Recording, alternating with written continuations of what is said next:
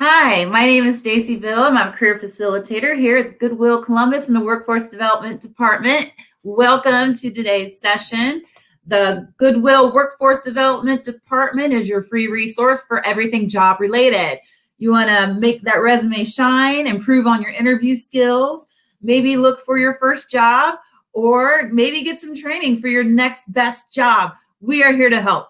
So you can contact us with that information scrolling at the bottom of this screen.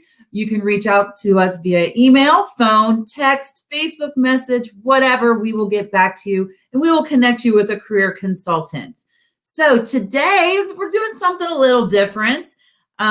We are going to talk about, what employers can do to support their employees who may not be doing well right now during this pandemic. So we thought we would maybe take a little bit of a different spin on some of our workshops. So let's get this started. I hope everyone's having a great day. I am looking to share my screen here so that you can see. There we go. All right, so let's get started.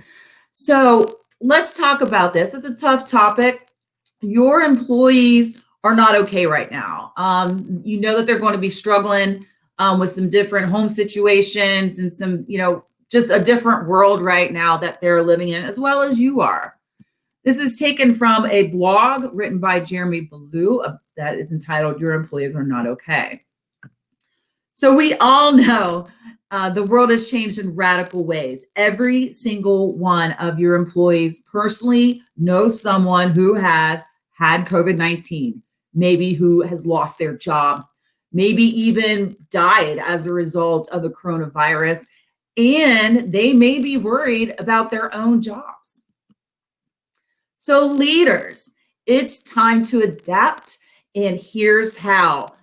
We need to talk about upping your empathy, being as flexible as possible, injecting humor, remaining sensitive, being honest, being human, and your own self-care. So let's first talk about up your empathy. Actively consider the likely situation that your employees are now in. Is their spouse home with them? Are the kids home with them now too? Are they trying to juggle 3 simultaneous Zoom calls on a crummy internet line? Did one spouse lose their job? Or does a family member have COVID?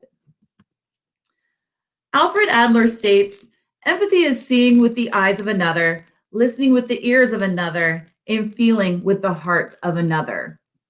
Being intentional about asking your employees how things are going. Dig deeper than those pleasant formalities. Then consider what it would be like if you had to face the situation that they are going through. Be as flexible as possible.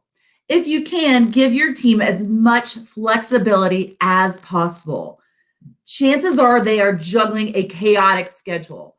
Maybe they and their spouse have conference calls at the same time as their kids' Zoom meeting for school. Wherever possible, let your employees know that you are more interested in outcomes than rather they worked a continuous 8-hour shift. Inject humor. Humor is one of the best methods of releasing stress. If you're not funny, that's okay. Allow others to do it. Maybe create a coronavirus meme contest, maybe even a funny game over Zoom. It will lighten the mental load of your staff and create some space for your team to re-motivate itself. Remain sensitive. Be sensitive to the fact that you can almost guarantee that your employees know someone who's died from COVID or who has lost their job. Stay tuned to your team and identify when it's time not to be funny. And be honest. Chances are, as a leader, you may be letting people go from your team. To the extent you can, be transparent and honest. If the company is hurting, say so. This will help with the grieving process and give the employees a chance to prepare. If and when it's time to let staff go, be caring, be understanding, honest, and professional. Treat them as humans, and they will remember and appreciate this.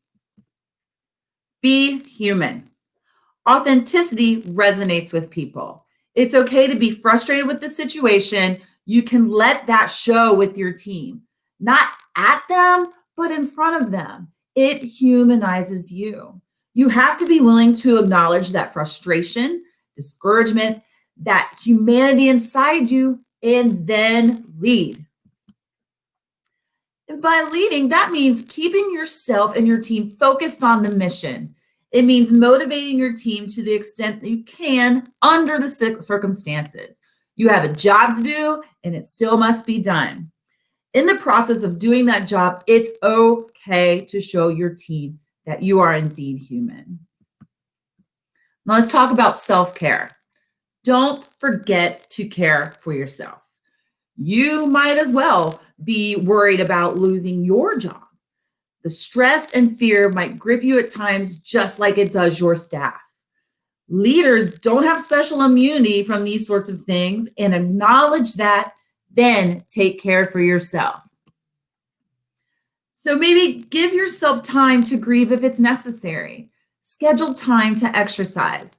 Don't get stuck in a cycle where you try to carry all of your team's burdens while also carrying yours.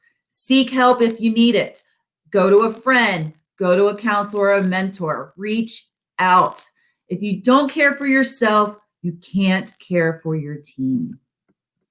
So thank you. I'm going to stop sharing and come right back at you. So thank you. I hope you enjoyed that. It's a tough topic, sensitive topic, but one that we thought needed to be addressed.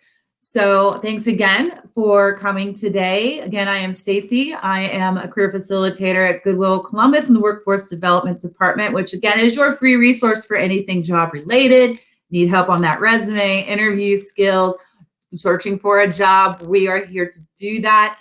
If you're looking for your first job or maybe training for your next best job, or even get promoted in the current job, you're in the current business that you're at, well, we're here to help. So reach out to us. There's our contact information at the bottom of the screen. Thank you again for joining us today. And you guys all out there, stay safe.